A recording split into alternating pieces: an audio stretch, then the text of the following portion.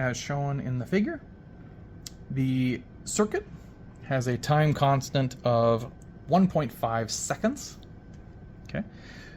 Soon after the switch is closed, the charge on the capacitor is 75% of its initial charge. Find the time interval required for the capacitor to reach 75% of its initial charge. Okay. So we have it charged. It's already started at charge. So we are discharging as soon as we flip that switch. Okay.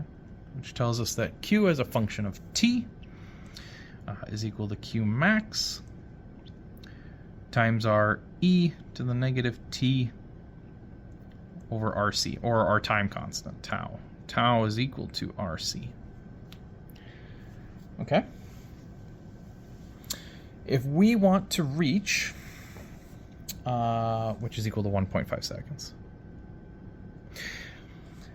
If we want to reach 75%, okay, then this QT here should be, when divided by Q max, right, then the ratio of the current charge over the total charge should be 75%, okay, or 0.75. So what I want to do then is substitute that in for here, so it gets 75%. So we'll have 0.75 is equal to, so I've divided that over, I'm going to have e to the negative t, and RC is equal to 1.5. Okay, so all I have now here is a function that just relies on t. It's the only thing left to solve for to get me that 75% of the maximum charge. Okay, so you can also, if you're getting confused on this, you can think of this as 3/4 of the total charge.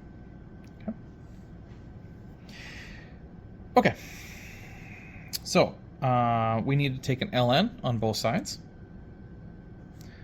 That'll get rid of the e, a natural log.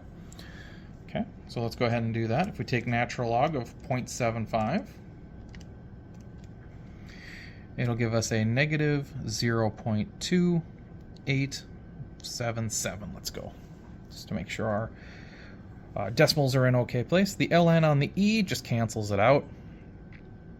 So we'll have a negative t divided by 1.5. We'll go ahead and multiply that side by 1.5. Okay. And then the negatives will end up canceling.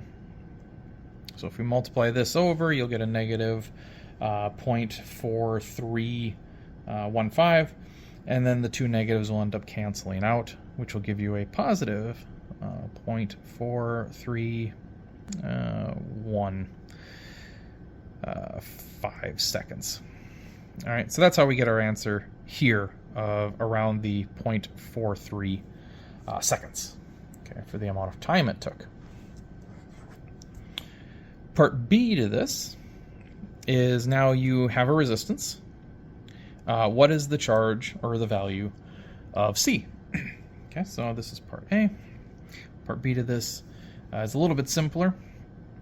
If we know that tau is equal to 1.5, then 1.5 is equal to RC. If R happens to be 250 kiloohms, that's 250,000 ohms, you're going to go ahead and solve out for C. To do that, then take the 1.5 and divide by 250,000. And you get a capacitance of 6 times 10 to the negative 6, or